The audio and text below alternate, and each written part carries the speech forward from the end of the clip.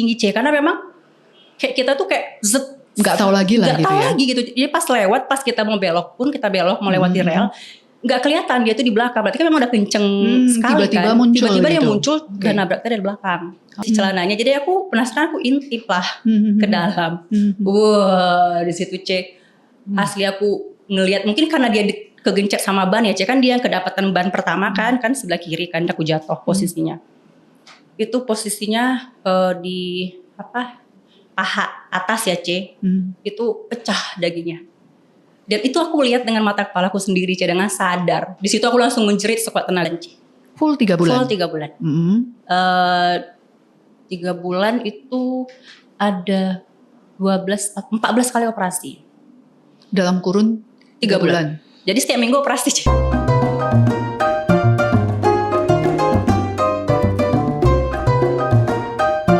Welcome di Simply Let's Talk, channel di mana kita mengundang teman-teman untuk ngobrol berbagai topik.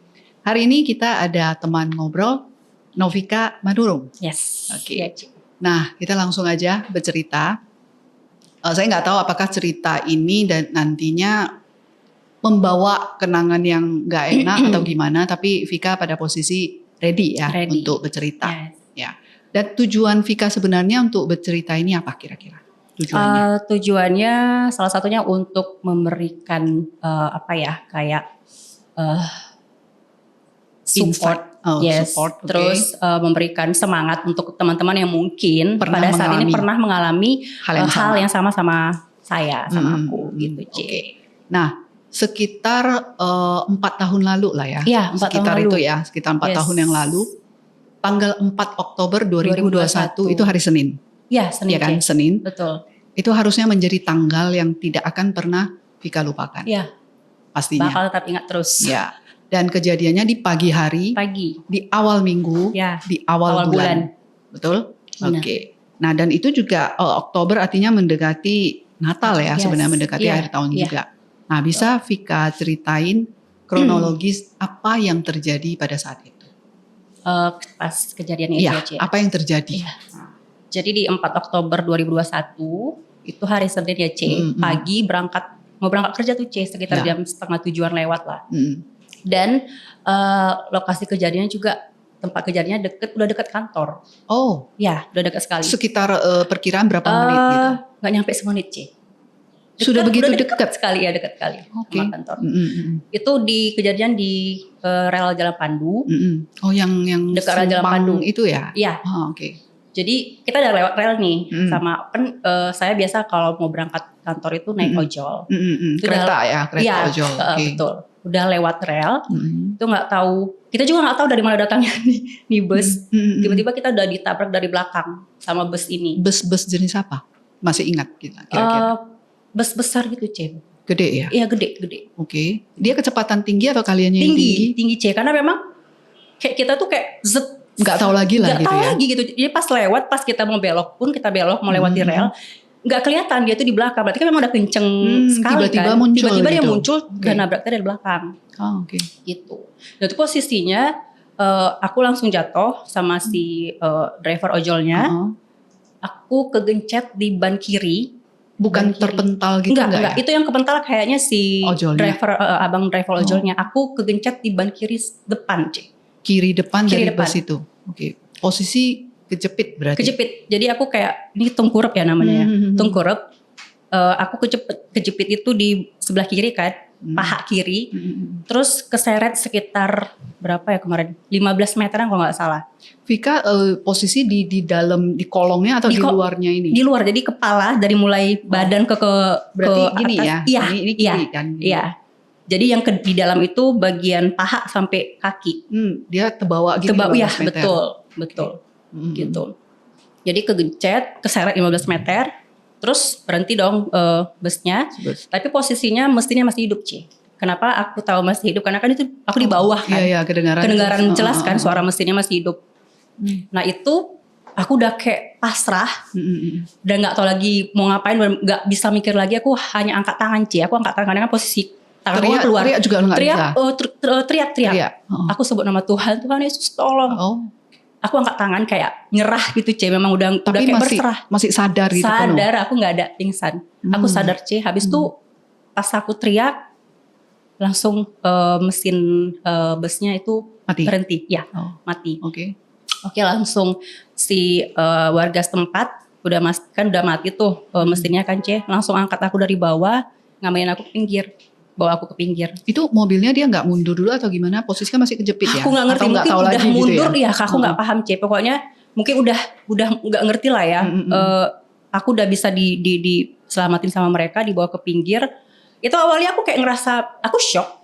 Tapi nggak merasa sakit ya? Belum merasa sakit sama ya? sekali. Dan aku merasa apa ya, kayak ini apa ya kayak masih belum paham ini kecelakaan atau apa ya, ini aku ya yang sedang kecelakaan gitu C, masih shock. Dan belum ada terasa sakit sama sekali. Dan aku kan tuh pakai belum celana kerja ya, masih celana celana rumah yang aku karena pakai. ganti di tempat kerja. Karena ganti di tempat kerja di kantor. Yang sebelah kanan tuh koyak celananya C. Koyak dan kelihatan lah luka-luka lecet ya. Aku masih sempat mikir pas diangkat, cuma luka lecet. Masih sempat mikir dan semuanya masih bisa kulihat dengan sangat jelas C. Artinya nggak ada terasa kayak darah tidak. Di sini nggak ada semua.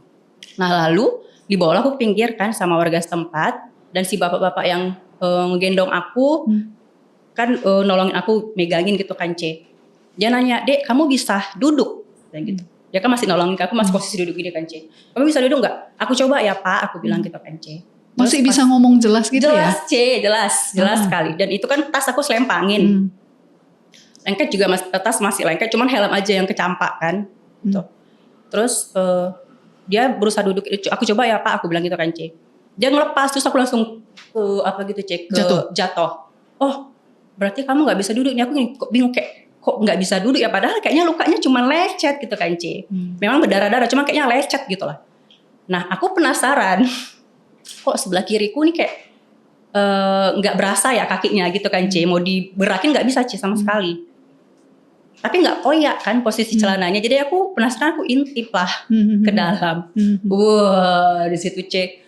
Asli aku ngelihat, mungkin karena dia kegencet sama ban ya C, kan dia kedapatan ban pertama kan sebelah kiri kan, aku jatuh posisinya. Itu posisinya di paha atas ya C. Itu pecah dagingnya. Dan itu aku lihat dengan mata kepalaku sendiri C, dengan sadar. Di situ aku langsung menjerit sekuat tenaga karena mungkin shock ya C ya. Karena awalnya aku berpikir cuman luka lecet kan sebelah kanan. Ternyata itu lukanya lebih parah. Dan aku ngelihat dagingnya kebuka gitu C. Bayangin aja kayak paha ayam yang kegencet gitu. Ayam geprek lah kalau bisa kita bilangnya C. Berarti dari luar dia nggak terlihat? Nggak kelihatan karena nggak koyak C. Yang koyak itu cuma sebelah kanan. Yang sebelah kiri remuk ya? Remuk ya gitu ya? Jadi kayak memang karena kegencet mungkin kayak benyek ya. Kalau bahasa Medannya benyek katanya. Kayak dipenyetkan gitu C, kayak penyet. Ya udah. Terus aku shock, aku menjerit. Dijeritan. Terus kebenaran karena dekat kantor ada teman yang lewat. Udah ada beberapa teman yang lewat. Datang. Vika, kamu ya gitu kan C.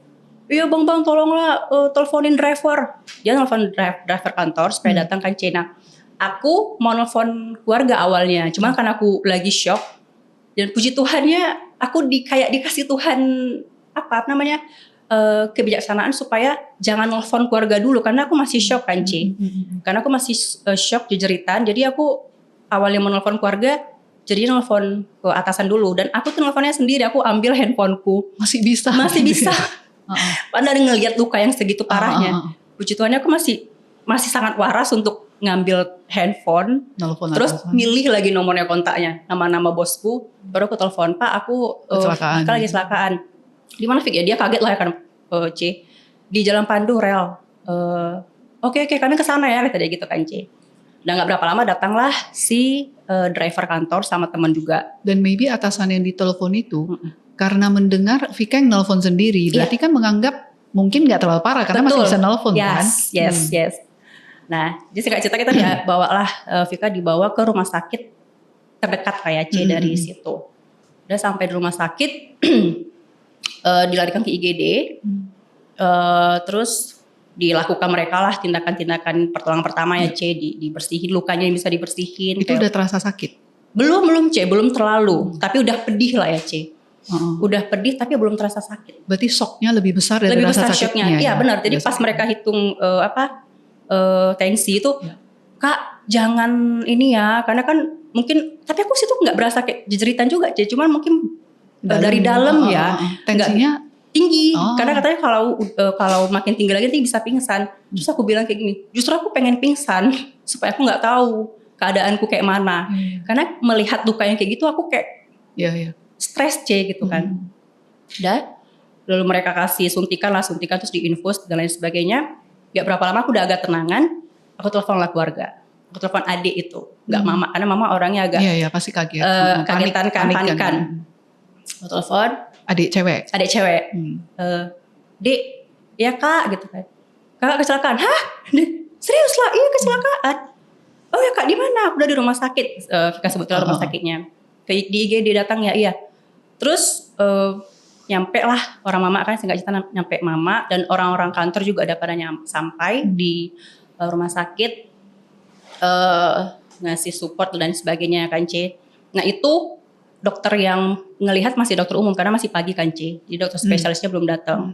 Jadi dokter jaganya pada saat itu yang datang, yang standby, periksain keadaan aku, dan diambil keputusan untuk dilakukan operasi karena kan lukanya besar dan dalam kan C. Jadi nggak bisa cuman sekedar dijahit atau di apa, enggak. Jadi harus dioperasi, gitu. harus dioperasi hari itu juga. Nah awalnya itu rencana operasinya di jam 4:30 kalau nggak salah atau jam 5 karena sore berarti full, ya. Itu kan hari Senin C. Nah di rumah sakit ini memang jadwal operasinya kalau Senin itu padat. Jadi memang di kosong itu di jam 4 ke atas katanya gitu awalnya. Walaupun kayak masih lama ya kayaknya waktunya, karena kan aku nyampe sana tuh jam-jam sekitar jam 7:30 ke jam 8 gitu lah C. Jadi harus nunggu berapa jam kan C. Nah di situ udah mulai agak terasa C sakit, tapi belum terasa kali lah ya. Nah sambil menunggu sebelum dibawa ke atas ke kamar rawat inap, dibawa aku ke ruang foto CT scan. Di foto lah semua kan lukanya udah selesai sekitar jam 10-an lah kalau nggak salah ya. Ada beberapa tindakan dilakukan, aku dibawalah ke ruang kamar rawat inap kan di atas. Itu sekitar jam 10:30, jam 10 gitu lah. Itu udah mulai makin menggila sakitnya C. Mulai sakit sampai aku tuh udah nggak kondusif ya, aku udah menjerit. Terus kakak yang jaga kan, kakak nomor 1 yang jaga aku. Itu dia udah panik juga ngelihat aku yang udah nggak kondusif karena aku udah sampai mukul-mukul badan C. Karena udah nggak tahan lagi. Rasa sakitnya itu dia lebih ke kayak bukan sekedar perih lagi, bukan kan? Bukan perih C. Gimana deskripsikannya? Itu dia C. Sampai kakak nanya tuh gimana dek sakitnya? Aku nggak tahu C. Aku nggak pernah ngerasain kaki itu ditusuk. Cuma aku ngerasa kayak dagingku ditusuk dari ujung kaki sampai ujung kepala aku kayak sakit semua C.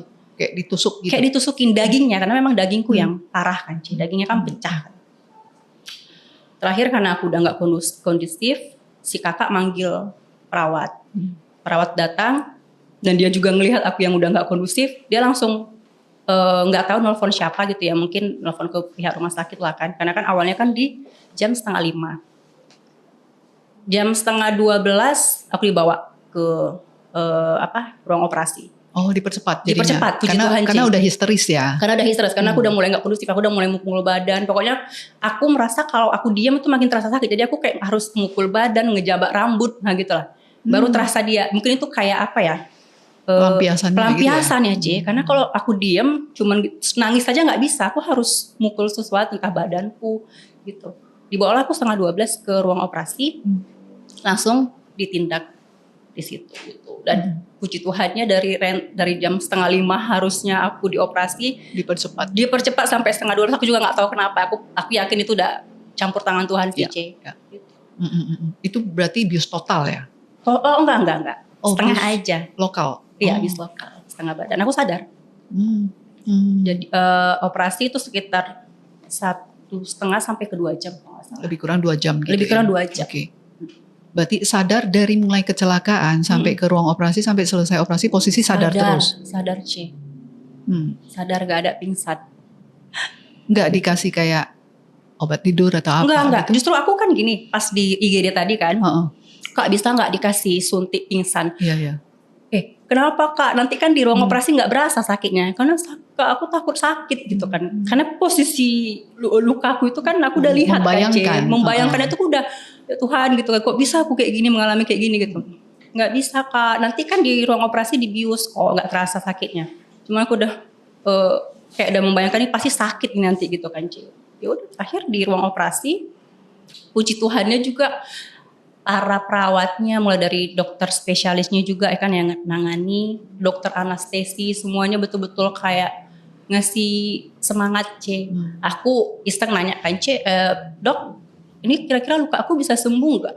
Bisa dong, mereka bilang gitu. Dengan Yakin sangat gitu ya? yakinnya mereka bilang bisa dong. Banyak juga kemarin kayak gini Vika, beberapa minggu yang lalu ada yang kayak kamu juga, tapi dia bisa sembuh. Kamu harus semangat ya tadi gitu. Oh iya. Dokter yakin ini bisa sembuh? Bisa dong. Terus aku bisa cacat nggak abis ini? Oh enggak lah, bisa, kamu pasti bisa jalan lagi katanya gitu. Karena aku udah berpikiran ngelihat kondisi yang seperti itu, ini takutnya aku cacat, aku gimana mau kerja nanti. Cacat, lumpuh itu kan. Iya semua gitu, kan. pokoknya udah bayangan itu udah kayak, aduh aku The gimana end ya of the nanti ya. world. Iya betul sih, karena nggak pernah kepikiran kan ya siapa juga mau mengalami kecelakaan kayak gitu kan Ci. Ya udah, operasi. 2 jam kemudian keluar dari ruang operasi, puji Tuhan operasi juga berjalan lancar. Setelah operasi masih dibuat di ruang observasi dulu kan C selama 1 jam. Barulah setelah 1 jam di ruang observasi dilihat aman, barulah dibawa ke ruangan sendiri ruangan, gitu ya. ke kamar. Jadi waktu itu diagnosa dokternya ada disampaikan jelasnya gitu? Ada. Jadi kan orang kakak, oh ya C, aku belum jelasin. Jadi kan keluarga tuh nggak tahu sama sekali kondisi luka aku nggak nunjukin C. Yeah. Jadi di ruang IGD kan tuh orang masih bisa masuk kan. Mama, kakak, sama adik kan pengen lihat tuh luka. Karena kan ketutup kan C, kan bagian paha kan sebelah kiri yang pecah itu kan. Yang fatal itu yang fatalnya. Dek, gimana lukanya? Karena muka aku kan sama sekali nggak, tangan cuma kayak lecet, muka itu nggak, puji Tuhan nggak ada tuh, itu semua aman. Pokoknya di sini dari semua sana, aman. iya, dari yang badan mereka ke lihat atas ya semua, berarti iya, ya. yang mereka, jadi yang kelihatan itu memang kayaknya aku fine aja gitu. Jadi aku nggak ngasih tunjuk, nggak usah, nggak apa-apa. Dia pengen lihat loh kami katanya, nggak apa-apa, nanti kalau kalian lihat, nanti kalian jadi panik, aku bilang gitu kan C. Terus kakak maksa, dia udah mau buka selimutnya kan, selimut aku. Kalau kakak buka aku nggak mau sembuh. Oh kayak gitu ngomongnya, enggak, aku nggak mau sembuh. Kalau kakak buka aku nggak mau sembuh. Jadi mereka nggak mau buka C. Nggak berani jadinya. Nggak berani juga mereka jadinya. Udah nggak usah kak, nggak apa-apa kak. Yang penting doain aku, kasih aku support, dan kita berdoa sama-sama. Aku yakin pasti aku sembuh kok, bilang gitu. Aku kayak meyakinkan sama mereka supaya mereka nggak panik kan C. Karena kalau sebenarnya waktu itu kamu yakin waktu ngomong? Vika yakin? Kurang C. Berarti hanya untuk menenangkan mereka. Karena kalau melihat mereka tenang, aku bisa tenang juga kan gitu. Ya. Melihat keluargaku nggak kepikiran, aku juga pasti menjalannya juga lebih ini kan. Dan puji Tuhannya juga Tuhan menguatkan keluargaku juga kan C, menguatkanku juga. Jadi kayak semuanya smooth kali C. Kayak aku kayak nggak pada saat itu ya, pada saat itu aku di depan mereka kayak oke, sehingga mereka pun juga tidak panik gitu. Dan pas di kamar kan udah dioperasi kan C, masuk ke kamar, kakak penasaran. Masih penasaran dia, Dek kan ini kan udah dioperasi, pasti kan udah dibalut tuh katanya gitu, bolehlah kakak lihat kena mana aja gitu ya. Terakhir ya pasti tunjukkan kan, lukanya kan nggak udah dibersihin, udah ditutup kan C. Besar ya katanya gitu, kayak mana gini Dek ya katanya. Nah itu bukan belum keluar hasil diagnosa dokter, nggak lama kakak dipanggil, si kakak yang jaga keluar lah, nggak di depan aku ngomongnya C, manggilnya memang di depan aku kan, ayo yang jaga Vika boleh kak kesini gitu kan, bawa keluar. Pas masuk nangis, si kakak nangis. Kenapa kak gitu kan? Nggak apa-apa dek kata dia gitu. Nggak serius lah, cerita lah. Aku udah berusaha ini aja kak C. Ibu nggak ikut waktu ngomong itu? Ibu enggak, mereka keluar C. Enggak, ibu juga nggak ikut dengar. Karena kan itu pas zaman COVID. Ya kan, jadi yang jaga harus cuma satu. Yang masuk juga kayak pengunjung tuh dibatasi jamnya, hanya keluarga. Jadi ada jam-jamnya kan, jam kunjungan. Nangis si kakak, terus diceritainnya lah kan. Jadi aku puji Tuhannya ya, masih tetap bersyukur. Tulang puji Tuhan nggak ada yang patah. Dia cuman retak, tapi retak halus, C. Tulang panggul sama tulang kelamin sebelah kiri itu kena kan, C. Dia retak halus. Dan yang parah itu di bagian dagingnya. Karena kan karena kan dia kegencet ban. Jadi kayak hancur lah, banyak jaringan-jaringan di bagian paha yang rusak. Jadi memang harus beberapa kali dilakukan operasi. Yang nggak cukup sekali, 2 kali, 3 kali. Gitu. Jadi memang harus berkali-kali dioperasi supaya benar-benar bersih. Karena kan di dalam kan, bagian dalam kan, takut kalau misalnya nggak bersih jadi infeksi radang dan lain sebagainya. Dan awalnya itu kalau misalnya tadi hasilnya tidak terlalu parah ya, Ci. Karena kan tadi mereka keluarga kan nggak tahu nih kondisi luka kan, karena aku nggak kasih tunjuk kan. Nggak melihat langsung. Mereka cuma melihat yang sebelah kanan kan. Awalnya tuh kami mau minta tolong sama sepupu yang jagain. Jadi kebenaran ada sepupu yang baru lulus kuliah, belum dapat kerja. Jadi itu maksudnya adik inilah yang jaga aku. Karena kan posisinya kakak aku kerja yang menjaga aku kan, Ci. Jadi biar adik ini aja yang jagain. Tapi karena mendengar diagnosa dokter yang seperti itu, jadi harus full 24 jam aku harus dijaga, nggak boleh dibiarin. Jadi kayak perawat aja pun nggak cukup. Jadi harus memang keluarga yang benar-benar ngejaga full. Caregiver ya istilahnya. Iya betul. Makanya jadinya kakak aku dan dia memutuskan untuk resign jadinya C dari kerjaannya. Padahal dia posisinya adalah single parent. Jadi memang keputusan yang benar-benar berat sekali ya, pasti. Dan keputusan besar ya. Yes, betul. Dan aku, bukan cuma dia juga, aku juga pasti merasa nggak enak kan, C. Gara-gara aku gitu kan, kakak aku harus resign. Sementara juga dia punya anak yang harus dibiayainya, di ininya. Tapi kakak memutuskan itu dengan tegas, maksudnya dia nggak mikir panjang gitu? Enggak, C. Dia langsung, kan dia nangis kan, habis nangis itu dia bilang, udah kakak nggak apa-apa, aku resign aja deh. Serius kak? Ya. Nanti biar aku bilang sama mama, pasti mama ngizinin kok itu. Oh, oke. Aku kayak nggak bisa ngomong, C. Memang nggak, ya mau gimana lagi kan? Walaupun berat, memang hatiku nerimanya ya. Gimana pun dia kan kakak kandung aku kan, dia juga punya anak yang harus dibiayai. Dia harus nggak kerja kan, makin menambah-nambah lah pikiranku pada saat itu, C. Tapi hebat ya si kakak ya. Pernah Vika tanyain, maksudnya apakah dia pernah nyesal nggak dengan keputusan itu? Pernah dong. Kak nggak apa, kakak resign gitu. Sementara kamu kan harus membiayai anakmu. Gak apa-apa lah kata dia. Dan memang itu semua kebaikan Tuhan ya, C. Rancangan Tuhan. Aku dikuatkan, kakak juga dikuatkan. Kayak semua itu berjalan smooth gitu, C. Berarti artinya Vika memang harus melalui musibah ini, tapi berjalannya itu dia bisa lebih smooth. Smooth sekali.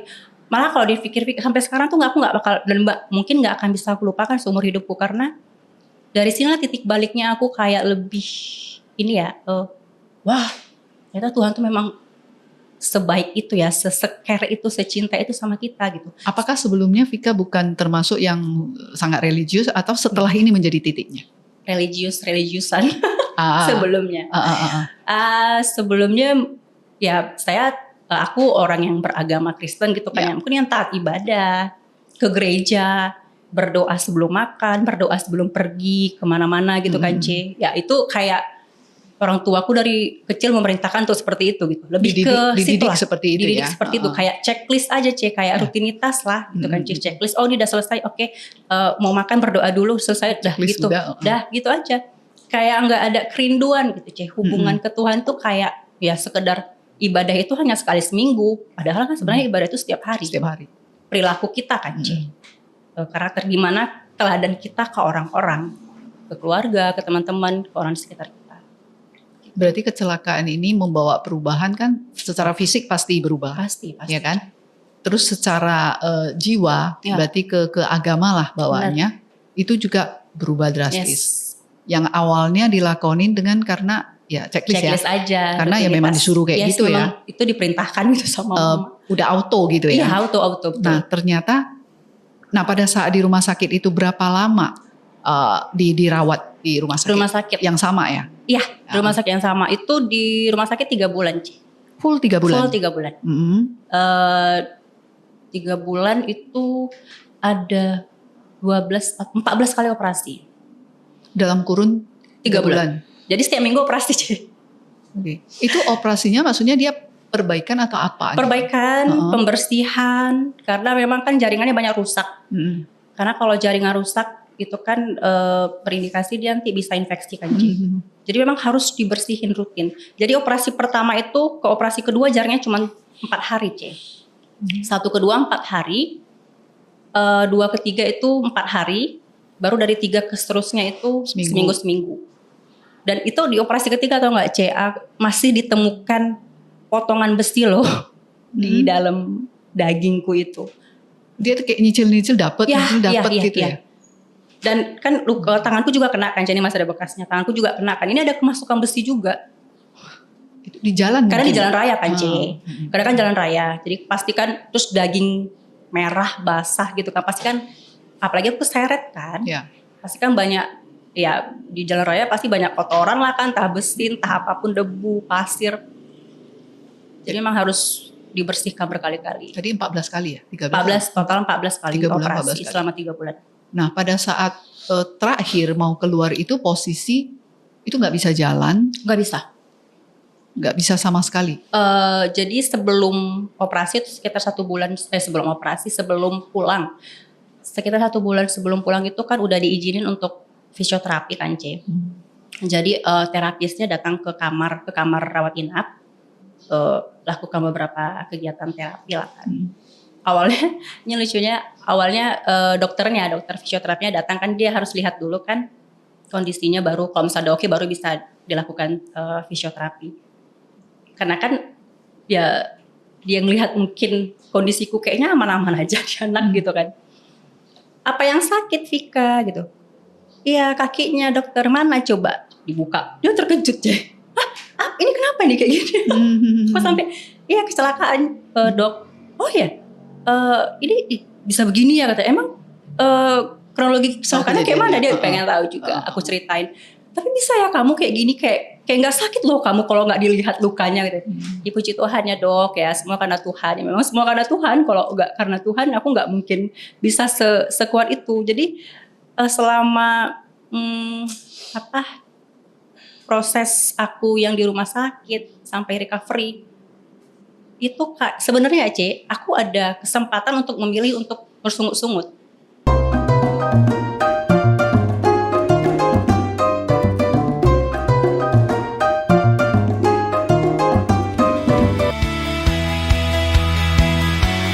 Simply, let's talk.